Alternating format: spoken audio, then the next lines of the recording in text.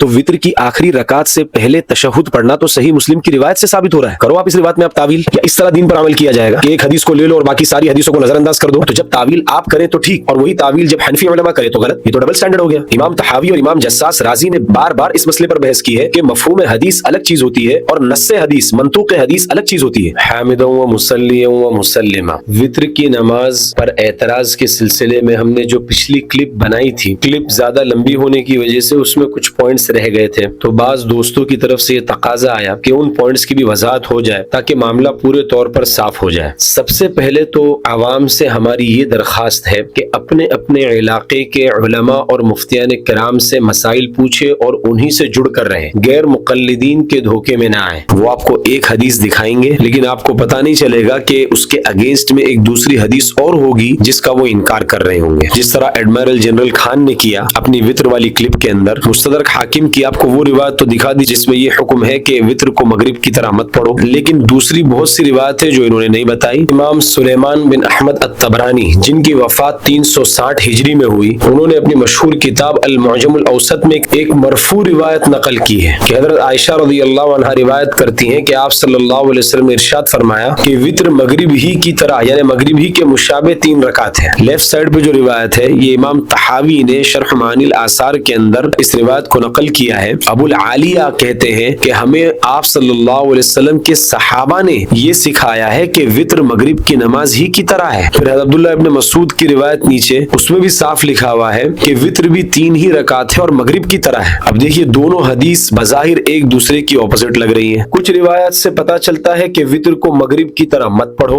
दूसरी तरफ कुछ रिवायात है उनसे पता चलता है कि वित्र को मगरिब की तरह ही पढ़ो। लेकिन गैर मुकल्लिदीन ने एक रिवायत को ले लिया और दूसरी रिवायत को छोड़ दिया। इसको कहते हैं इहमाल, एक रिवायत के ऊपर अमल करना, दूसरी रिवायत को मुहम्मल करार दे देना, उसको छोड़ देना। अहनाफ इमाल करते हैं, इस तरह हदीस का मतलब बयान करते हैं कि दोनों हदीस को जमा कर लेते हैं कि कोई हदीस छूटती नहीं है। चुनांचे हदीस का माना हम इस तरह बयान करेंगे कि वो हदीस जिसमें यह है कि वित्र को मगरिब की तरह मत पढ़ो, उसका मतलब ये है कि मगरिब की 3 रकात से पहले हम नवाफिल नहीं पढ़ते हैं, तो वित्र को इस तरह मत पढ़ो, बल्कि वित्र से पहले तहज्जुद या कुछ नवाफिल पढ़ लो, उसके बाद 3 रकात वित्र पढ़ो। तो दोनों में फर्क भी हो गया। और ये तावील कोई हम अपनी अकल से नहीं कर रहे हैं, बल्कि हज़रत आयशा रज़ियल्लाहु अन्हा की रिवायत मौजूद है, उस रिवायत की रोशनी में कर रहे हैं। इमाम अबू बकर इब्न अबी शैबा जो कि सैयदुल हुफ़्फ़ाज़ है और इमाम बुखारी और इमाम मुस्लिम के उस्ताद हैं, उन्होंने अपनी मुसन्नफ के अंदर इस रिवायत को नकल किया है। हज़रत आयशा रज़ियल्लाहु अन्हा फरमाती हैं कि वित्र की 3 रकात को तन्हा अलग से न पढ़ा जाए, बल्कि उसके पहले 2 रकात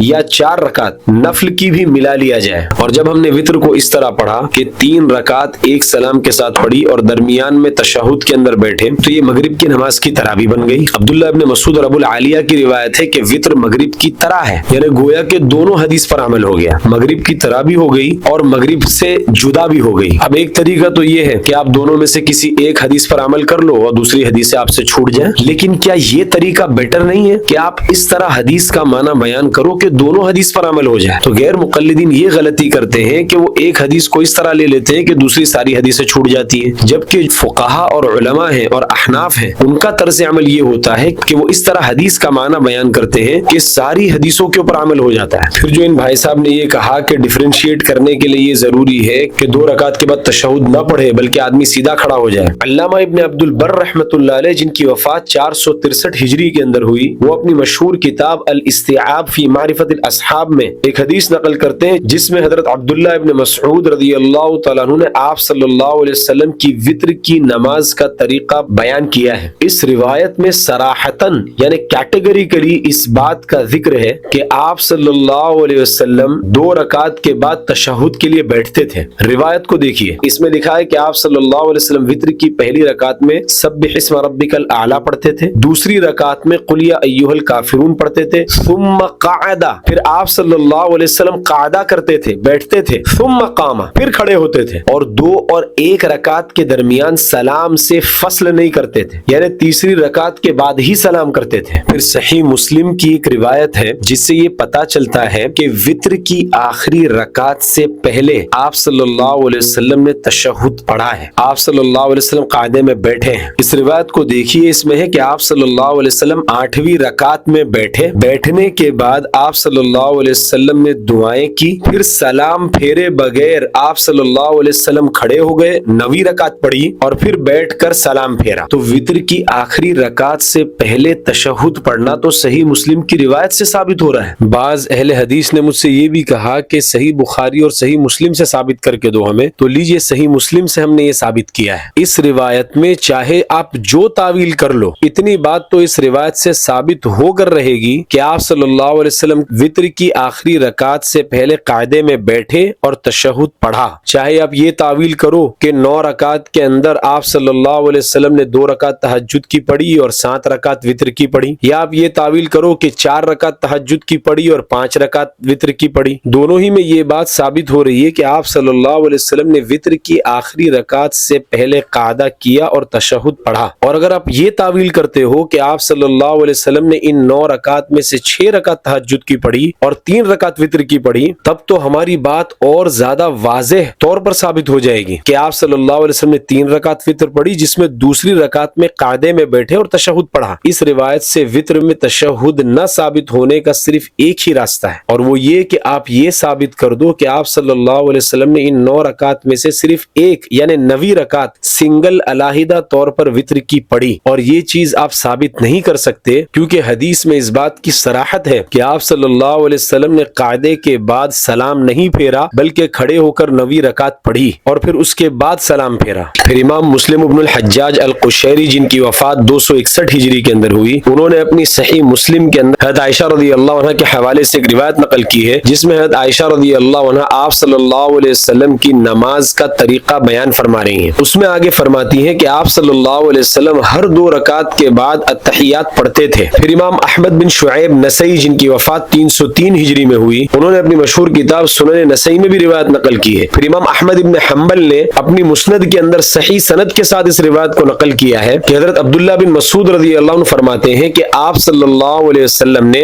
فرمایا کہ ہر 2 رکعت کے بعد جب تم بیٹھو تو اتحیات پڑھو۔ تو یہ ساری احادیث موجود ہیں، تو اب ان ساری روایت کا کیا کرو گے؟ وطر کی نماز کو مغرب سے الگ اور ڈیفرینشیٹ کرنے والی روایت کو لے کر کیا ان ساری روایات کا انکار کر دو گے، ان ساری روایت کو چھوڑ دو گے ایک روایت کے لیے، یا اس طرح دین پر عمل کیا جائے گا کہ ایک حدیث کو لے لو اور باقی ساری حدیثوں کو نظر انداز کر دو؟ کیا یہی مطلب ہے اہل حدیث ہونے کا؟ بھائی جب کسی مسئلے میں 2 اپوزٹ حدیثیں آ جائیں، 2 ایسی حدیثیں آ جائیں جن میں بظاہر تعارض لگ رہا ہو اور ان دونوں حدیثوں میں اس طرح جمع و تطبیق کرنا ممکن بھی ہو کہ دونوں حدیث پر عمل ہو سکتا ہے، اس کے باوجود یہ ضد کرنا کہ اس حدیث کو لے لو اور باقی ساری حدیثوں کو چھوڑ دو، یہ کتنی غلط بات ہے۔ اور وہ ساری روایات جن میں یہ بات ہے لا یجلس الا فی آخرہن کہ آپ صلی اللہ علیہ وسلم آخری رکعت ہی میں بیٹھتے تھے، تو ہم یہ کہتے ہیں کہ اس میں یہ کہا ہے کہ آپ صلی اللہ علیہ وسلم 2 رکعت کے بعد قاعدے اولا کے اندر بیٹھتے ہی نہیں تھے۔ دیکھو حدیث میں جو یہ ہے کہ لا یجلس الا فی آخرہن، آپ صلی اللہ علیہ وسلم نماز کے آخر ہی میں بیٹھتے تھے، تو اس کو تو ہم مانتے ہیں، لیکن اس کا مطلب جو آپ نے بیان کیا ہے کہ آپ صلی اللہ علیہ وسلم قاعدے اولا میں نہیں بیٹھتے تھے، ہم آپ کے اس مطلب کو نہیں مانتے۔ دیکھیے حدیث کے اندر 2 چیزیں ہوتی ہیں، ایک تو ہوتا ہے مفہوم حدیث اور ایک ہوتا ہے منطوق حدیث۔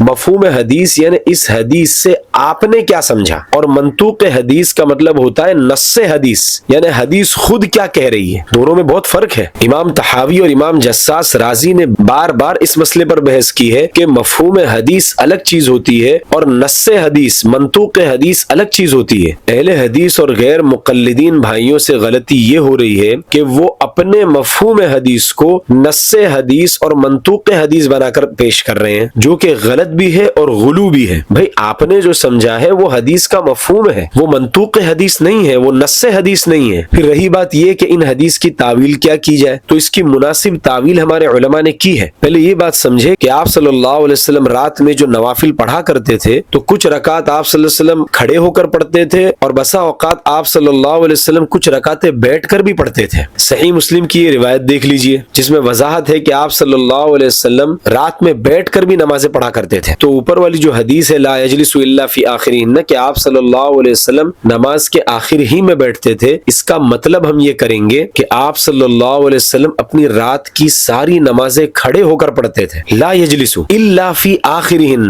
لیکن آخر کی کچھ رکعتیں آپ صلی اللہ علیہ وسلم بیٹھ کر بھی پڑھ لیتے تھے۔ اس کے متعلق یہ حدیث بھی دیکھ لیجئے کہ آپ صلی اللہ علیہ وسلم اپنی تہجد اور وطر ختم کرنے کے بعد 2 ہلکی رکعتیں بیٹھ کر پڑھتے تھے۔ حدیث سے بھی اس تعویل کی تائید ہو رہی ہے۔ ایک اور تعویل تعویل سن لیجئے کہ لا یجلس الا فی آخرین، کہ آپ صلی اللہ علیہ وسلم نماز کے آخر ہی میں بیٹھتے تھے، تو اس میں جس بیٹھنے کی نفی کی جا رہی ہے کہ آپ صلی اللہ علیہ وسلم نہیں بیٹھتے تھے، تو جس بیٹھنے کی نفی کی جا رہی ہے اس سے وہ بیٹھنا مراد ہے جس میں سلام پھیر کر آپ صلی اللہ علیہ وسلم کافی دیر تک بیٹھے رہتے ہوں، کسی سے بات چیت کر لیتے ہوں، یہ مراد ہے۔ اس کی حصی مثال آپ لے لیجئے، آپ تراویح مسجد کے اندر پڑھ رہے ہیں تو امام صاحب 2 رکعت کے بعد بھی بیٹھتے ہیں اور 4 رکعت کے بعد بھی بیٹھتے ہیں، لیکن یہ دونوں بیٹھنا الگ الگ ہے۔ 2 رکعت کے بعد والا جو بیٹھنا ہے یہ سلام پھیرتے ہی فوراً کھڑے ہو جاتے ہیں، اور 4 رکعت کے بعد والا جو بیٹھنا ہے وہ ایسا بیٹھنا ہے کہ اس میں امام صاحب تھوڑی دیر سکون سے بیٹھ جاتے ہیں، کوئی درود شریف پڑھ لیتا ہے، کوئی دعا پڑھ لیتا ہے سبحان الملک القدوس، کوئی بس ایسے ہی تھوڑی دیر تک بیٹھا رہ جاتا ہے۔ تو یہ 2 رکعت کے بعد والا جو بیٹھنا ہے اور یہ 4 رکعت کے بعد والا جو بیٹھنا ہے، یہ دونوں بیٹھنا الگ الگ ہے۔ تو اب اگر کوئی شخص یہ کہے کہ بھائی ہماری مسجد میں تو امام صاحب 4 رکعت پر بیٹھتے ہیں، پھر 8 رکعت کے بعد بیٹھتے ہیں، پھر 12 اور پھر 16 اور پھر 20 رکعت کے بعد بیٹھتے ہیں، تو ایسے شخص کی بات کا لازمی معنی یہ نہیں نکلے گا کہ امام صاحب دوسری رکعت کے بعد فوراً تیسری رکعت کے لیے کھڑے ہو جاتے ہیں اور پھر فوراً چوتھی رکعت کے لیے کھڑے ہو جاتے ہیں اور پھر چوتھی رکعت میں تشہد پڑھ کر سلام پھیر کر پھر بیٹھتے ہیں۔ یہ مطلب نیسیسریلی نہیں نکلے گا۔ اس کا آپ یہ مطلب بھی نکال سکتے ہو، جو آدمی یہ کہہ رہا ہے کہ ہمارے امام صاحب 4 رکعت کے بعد ہی بیٹھتے ہیں، اس کا مطلب یہ ہے کہ 2 رکعت کے بعد جو سلام پھیرتے ہیں وہ بیٹھنا بہت ہی معمولی ہوتا ہے، امام صاحب فوراً کھڑے ہو جاتے ہیں، اور سکون والا جو بیٹھنا ہے وہ 4 رکعت کے بعد بیٹھتے ہیں۔ یہ مطلب بھی تو نکالا جا سکتا ہے۔ اسی طرح حدیث کے اندر جو ہے لا یجلس الا فی آخرہن، اس کا مطلب بھی یہ نکالا جا سکتا ہے۔ اب میں آپ کو ایک مزے کی چیز دکھاتا ہوں۔ یہ حدیث دیکھیے سنن نسائی کے اندر، اس میں ہے کہ آپ صلی اللہ علیہ وسلم 5 رکعتیں پڑھتے تھے رات میں، جس میں لا یجلس الا فی آخرہن یعنی صرف 5ویں رکعت ہی میں بیٹھتے تھے۔ کیا اس کا مطلب آپ یہ کریں گے کہ ہمیں 5 رکعت اس طرح پڑھنا ہے کہ درمیان میں ایک بھی تشہد نہ ہو؟ پھر صحیح مسلم کی یہ روایت دیکھیے، اس میں ہے کہ آپ صلی اللہ علیہ وسلم 9 رکعتیں پڑھتے تھے اور صرف 8ویں رکعت میں بیٹھتے تھے۔ تو اس طرح 8 رکعت پڑھنے کے تو آپ بھی قائل نہیں ہوں گے کہ شروع سے لے کر 8 رکعت اس طرح پڑھی جائے کہ درمیان میں ایک بھی تشہد نہ ہو۔ تو آپ اس حدیث کی تعویل کرنے پر مجبور ہیں، آپ بھی اس حدیث کی تعویل کریں گے۔ تو جب تعویل آپ کریں تو ٹھیک، اور وہی تعویل جب حنفی علماء کرے تو غلط۔ یہ تو ڈبل سٹینڈرڈ ہو گیا۔ جب تعویل آپ کر سکتے ہیں اور آپ کے لیے اس بات کی گنجائش ہے کہ آپ حدیث کے اندر جب چاہے تعویل کر سکیں، وہ گنجائش حنفی علماء کے لیے کیوں نہیں ہے کہ وہ بھی احادیث کے اندر مناسب تعویل کر سکے؟ اور پھر وہ احادیث جن میں وتر کو مغرب کے مشابہ بتایا گیا ہے، ان ساری روایات کو ملا کر نتیجہ یہی نکلتا ہے کہ وتر کی نماز اسی طرح پڑھنا چاہیے جس طرح کہ حنفی پڑھتے ہیں، یعنی 3 رکعت ایک سلام کے ساتھ اور 2 رکعت کے بعد تشہد پڑھا جائے۔ اس طرح وتر کی نماز پڑھنے کا فائدہ یہ ہے کہ ساری کی ساری حدیثوں پر عمل ہو جائے گا۔ اس لیے ہم یہ کہتے ہیں کہ احادیث ہمارے پاس بھی ہے، حنفی علماء نے بھی جو وتر کا طریقہ بتایا ہے یہ احادیث کی روشنی میں بتایا ہے، کوئی اپنی عقل سے وتر کا طریقہ طے نہیں کر دیا۔ اور قیاس کا بھی تقاضا یہی ہے، آپ شریعت کی کوئی بھی ایسی نماز اٹھا کر دیکھ لو جس میں رکعات کی تعداد 2 سے زیادہ ہے، 3 ہے یا 4 ہے، ساری نمازوں کے اندر آپ کو دوسری رکعت کے بعد تشہد ضرور ملے گا۔ تو جب شریعت کا عام اصول بھی یہی ہے کہ 3 اور 4 رکعت والی ہر نماز میں 2 رکعت کے بعد تشہد میں بیٹھنا ہے، تو وتر کو بھی اسی اصول کے مطابق رکھنا، جبکہ یہ ساری روایت بھی موجود ہے تو وتر کو بھی اسی اصول کے مطابق رکھنا، یعنی 2 رکعت کے بعد تشہد میں بیٹھنا، یہ شریعت کے فقہی مزاج و مذاق کے زیادہ موافق ہے۔ اللہ تعالی ہمیں حدیث اور اصول حدیث کی صحیح سمجھ عطا فرمائے اور مسائل کا صحیح فہم عطا فرمائے۔ ھذا وصلی اللہ علیہ وسلم۔